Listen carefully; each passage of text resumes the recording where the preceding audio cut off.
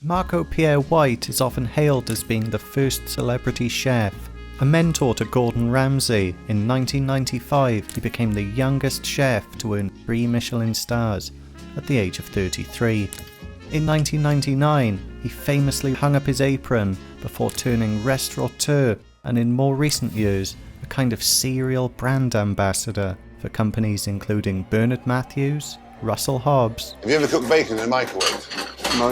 And perhaps most famously, Knorr. Stock pots. Knorr chicken stock pot makes your pasta taste better than salt.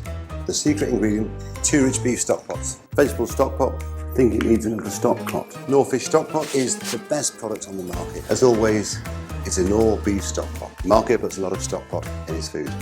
And another stock pot, so that makes 1.5 litres. And 4 vegetable stock pots. 4? That's insane. With all the sponsorships and memes of recent years, it's easy to forget just how much of a big deal Marco was back in the day. It's easy and peasy. During the 90s, he was the chef. He'd earned every award that mattered, and at the time, he was rumoured to have owned half of all London's top restaurants. By the tail end of the 90s, it seemed that he was unstoppable, and decided next to set his sights on something big. In 1998, Marco Pierre White launched Titanic.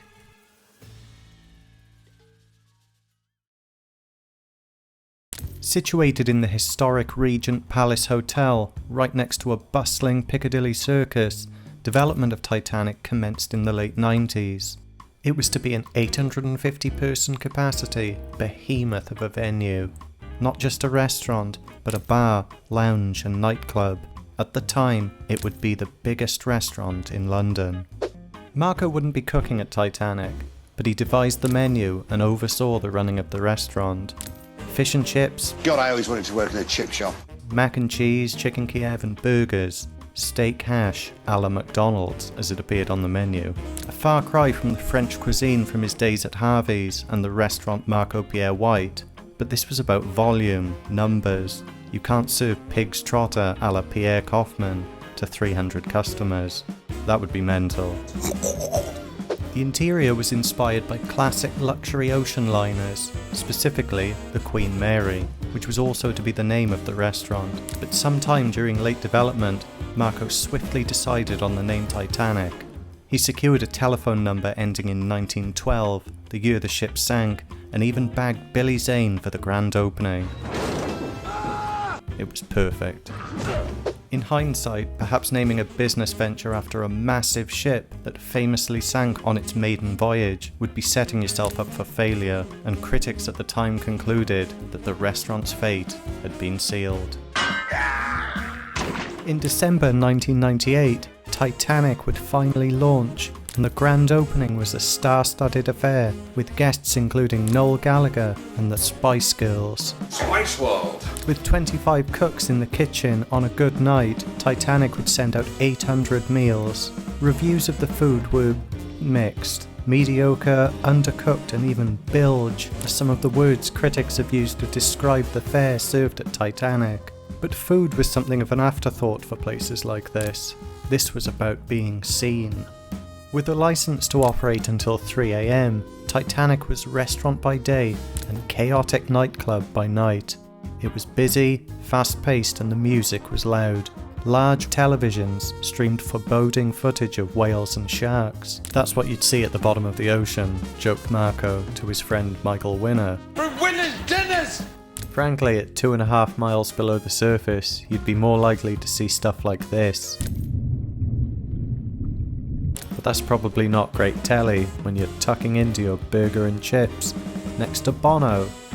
Titanic's launch had been a rousing success, but rough seas were ahead. Oh my God! The first signs of trouble came in the form of a legal letter from Harland and Wolff, the very ship makers who built the Titanic. They claimed copyright infringement, and a lengthy and costly legal dispute ensued. And it wouldn't be the last.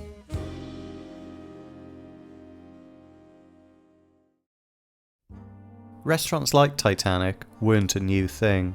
In fact, Titanic's large capacity, late license, and even its Art Deco design was suspiciously similar to a well-established and very popular London venue that had been operating since 1994.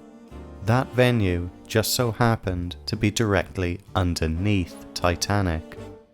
To talk about Titanic, we need to talk about the Atlantic Bar and Grill. Opened in 1994 by restaurateur Oliver Peyton, it would become the place to be in London and was a favourite of stars including Kate Moss, Madonna, Robert De Niro, and Lenny Henry.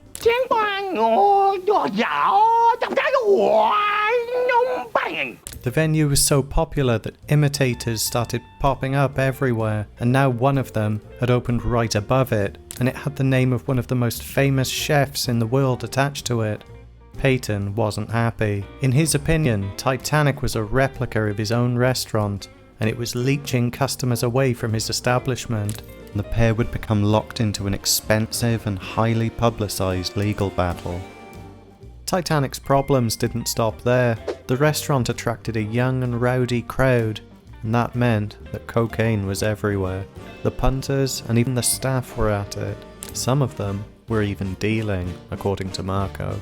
As a result, the police were keeping a close eye on the restaurant.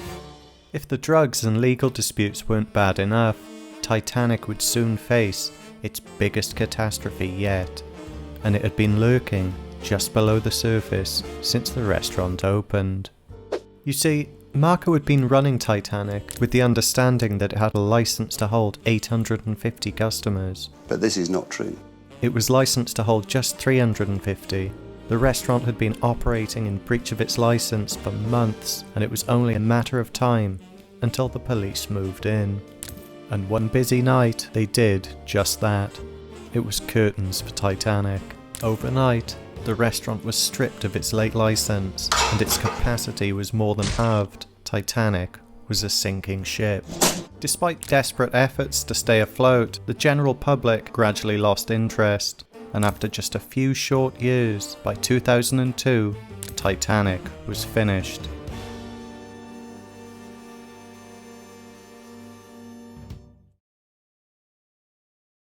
There was no real iceberg moment for Titanic. It just sort of fizzled out in the end. Marco's dealings with Harland and Wolff never amounted to being much more than an expensive nuisance, and his spat with Oliver Peyton would end with a settlement, much to the disappointment of the press.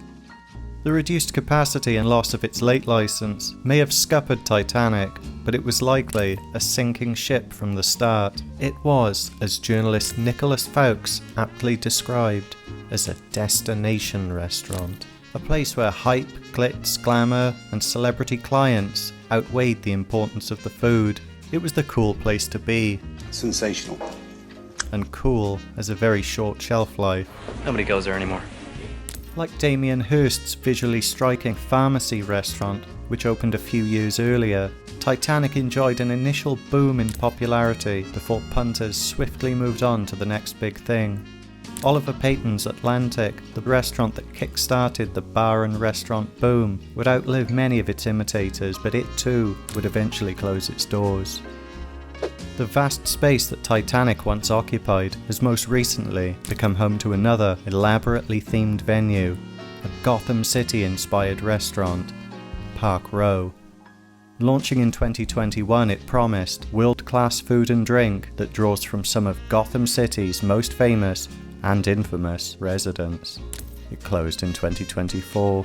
Curiously, Park Row featured a penguin-themed bar called the Iceberg Lounge, perhaps a convenient and cheeky nod to the ill-fated restaurant that came before it.